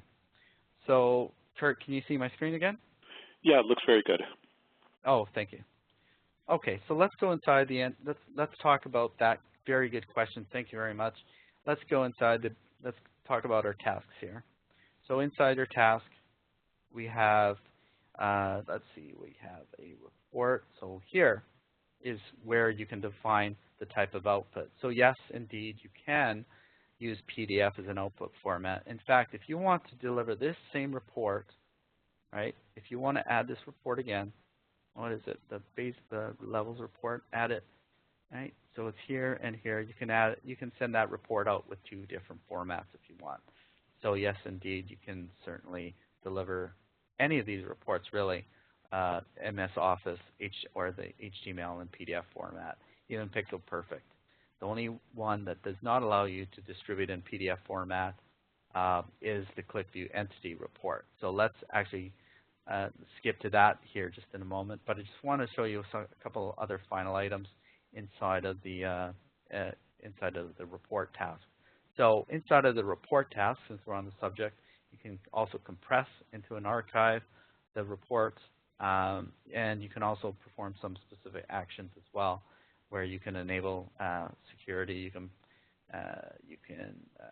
identify the pages to be outputted. So come back to the and each and then the task properties, advanced options depend on which type of report you're wishing to distribute. So if you have let's just add it here, PowerPoint, you'll have some different options here. So depending on the type of report you want to distribute, your output options will be different, and your advanced options will also be different for these types of reports. So, okay. So that should answer the question about output formats in your NPrinting tasks. I'll just say yes, continue. And let's go into a QlikView entity report, and if we have time, we'll do a chart report as well. So let's go to entity reports, QlikView entity report real quick, and let's say we want to export a report as a CSV, so let's do chart 184 again.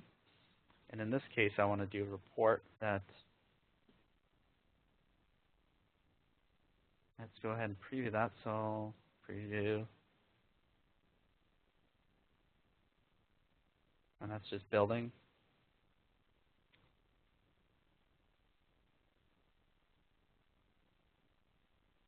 Getting near the session, so my computer's chugging a bit, so if you could just bear with me while that's generating.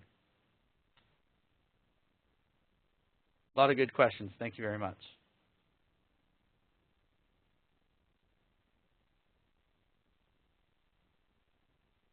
Yep, it's definitely near the end of the day.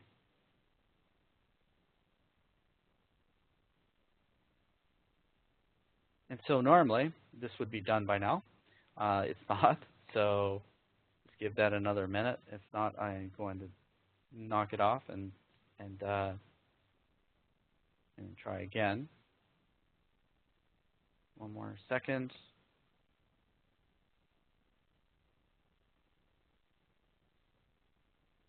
Nope, it's not happy, so let me just close it out. I'm going to generate an error. Oh, hang on. That's why. Okay, so I was asking for a save and I didn't, so let's just say no. So just give it one more second here. So the QVW was in a save state, and so the NPrinting client got confused here in a second. So just bear with me 1 second. And I'm going to shut it. Okay, and 1 second. I'll be right back with you. And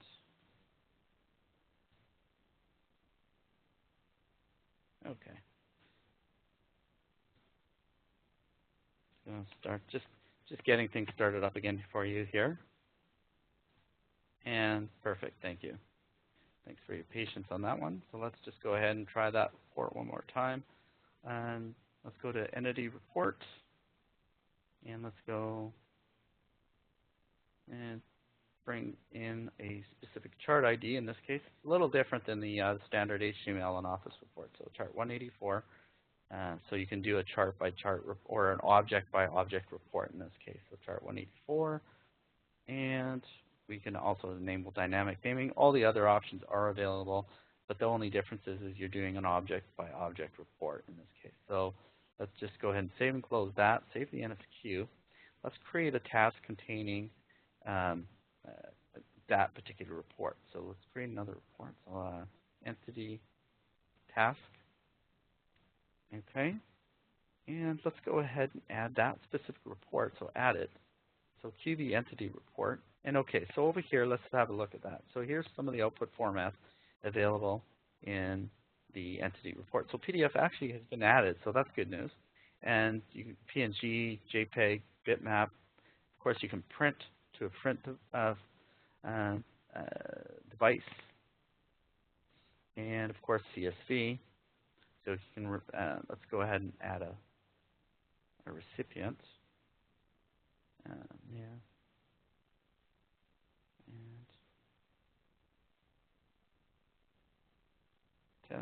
we'll just go to the default recipient folder and just save and close on that. So we have a report. We need to add the, we have the report and we want to distribute to CSV and save and close and just run that quickly.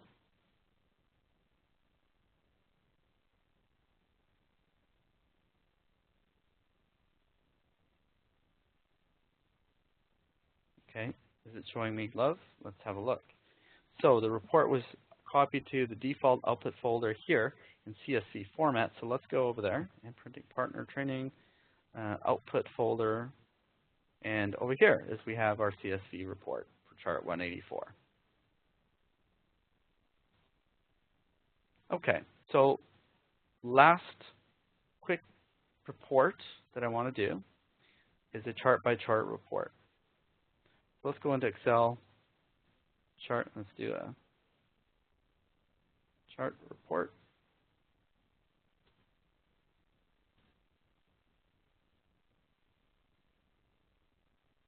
Chart report filtering. Okay, so let's just do a new report. And a good way to demonstrate this is by using, well, I guess we can use a couple of images, an image and a chart. Okay, so 180, go into the search, 180, and let's take 184 and one as chart and 187.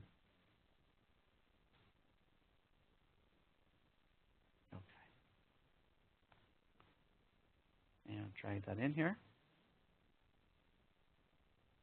Actually, let's do it this way. Let's remove this. There's a better way to do it. And add a second chart for 187. Sales over time. And here's what we need to do. So we have, let's see here. We want to use, let's just move this over here to the right. By the way, NPrinting only expands up and down, not side to side. So you need to make sure that you position your charts apart so that they're not overwriting each other. So let's go ahead and add a filter for the first chart for last year. So over here on the bottom left, we have a filter. Oh.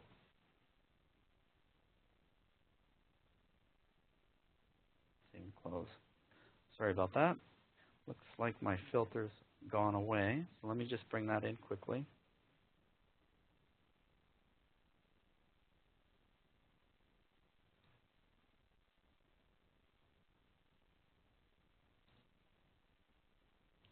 Oh, okay. Recipient imports and file. Make sure that's all good. Bear with me 1 second.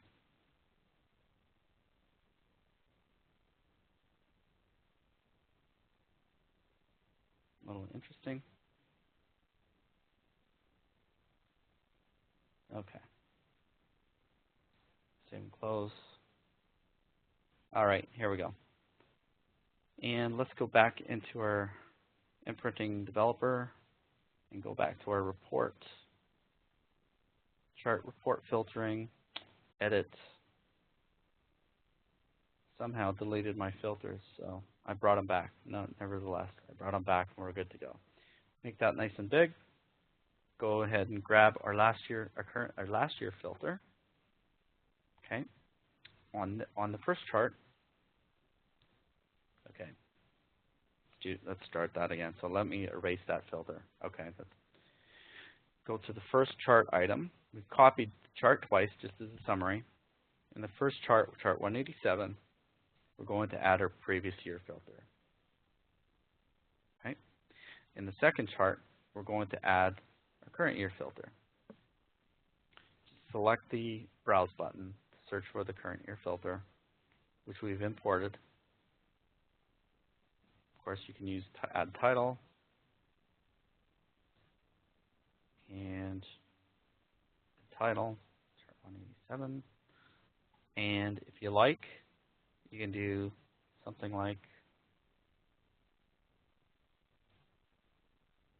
current year. Okay. So year. So we're kind of putting all this stuff together now. Now. So current year formula. Oops. There we go. And we can also, if you want to cheat a bit, copy the formula, create a new formula, right-click, add formula, paste the formula in here, do a -1 to get last year. Last year, click OK. So now you just drag last year up here, current year over here, and why don't we do one more thing, getting really business-like here. Here, sum sales, and let's just do that. Click OK, and actually, no, we won't use that one. I think we got enough here. So let's go ahead and save this top left corner. You can save the template here, preview. Okay, so here we have some different values for, oh, something happened with my, let me just fix that quickly. Not sure why that didn't get applied. Yeah, see, I haven't, previous year filter, chart, and current year filter. So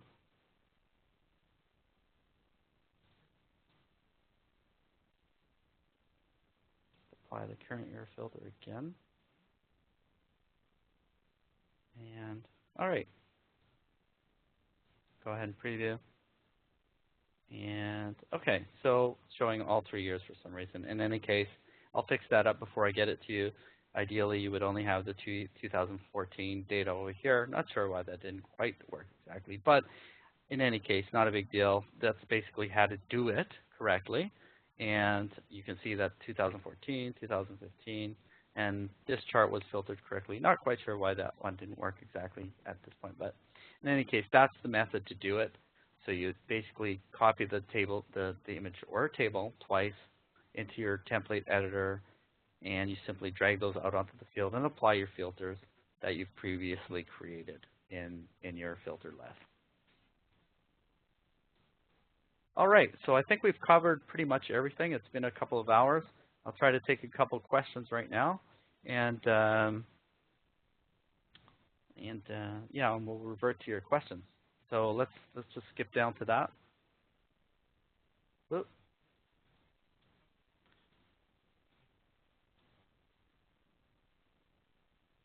And questions.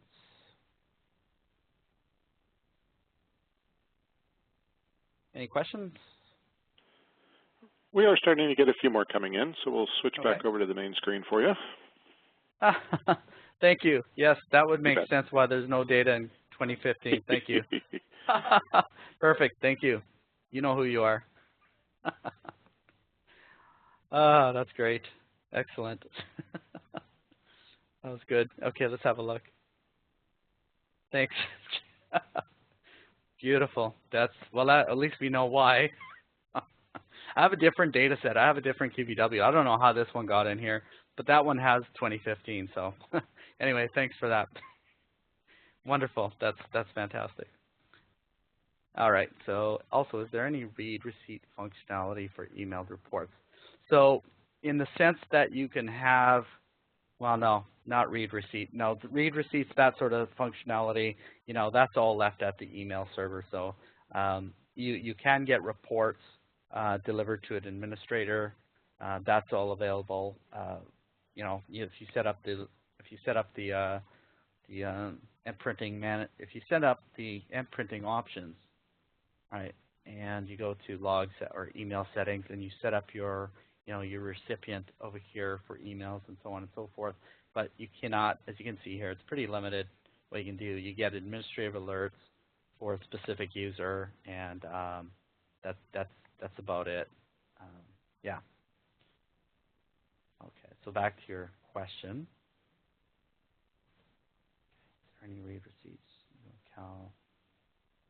Okay, we use session cal. I don't think you'd want to use a session cal. I mean, a session cal is extremely valuable. So name cal is more than sufficient. Document cals, again, they're limited to which QVWs you can open. So, I mean, you can use a document cal. So if you have one cal in your organization, that's fine, but not many organizations just have a single document. So, you know, named cal is the way to go for NPrinting. If you only use document cals, you're only, let's put it this way, another way. You're limited to the scope of the cal you're using for NPrinting. So no, document cals shouldn't be used. In fact, we only support named cals in a production environment. I love that. You might remind Frank there's no data in 2015. That's beautiful. Oh, that's great. Yeah, I think there are no more questions, actually. Is there any more questions? I think we're Nothing good. that I have at this end. No, and I don't see anything else. Okay, well, let's just, I guess we can just thank everybody for, I don't know, where's my share screen? Okay, so I guess we can close off for today since there are no more questions. Just to remind you that you will be getting the option to either receive this, you'll either get a link. It's more likely you'll get a link to where the files for this demonstration were today at a later date, later this week or early next week. What you'll receive is a link to the recording, the environment we created today, as well as the slides. So the slides will have the tutorials for the reports that we created today and some other good stuff. So I'll just wrap up. Thank you very much, everybody. Kurt, thanks again for your great help. And if you need help with NPrinting support, please contact the Qlik support queue. The Vizubi queue is going away. It's very helpful to get on with the NPrinting support through the standard Qlik support desk. And are you able to see my screen right now still? In any case, not yet. We'll have to go back and share one more time. That's okay. The link, that's okay. The link for the NPrinting support queue is basically the same as Qlik support. So standard support. If you have any additional questions, we'll be able to help you from the Qlik support queue. Or you're welcome to join us for future training sessions as well. Thank you very much, everybody, and have a great day, and we'll look forward to seeing you tomorrow. Great, and thank you, Frank. And ladies and gentlemen, this does conclude your session for today. I'd like to thank everyone for joining and hope you found it informative. And at this time, you may now disconnect and enjoy the rest of your day.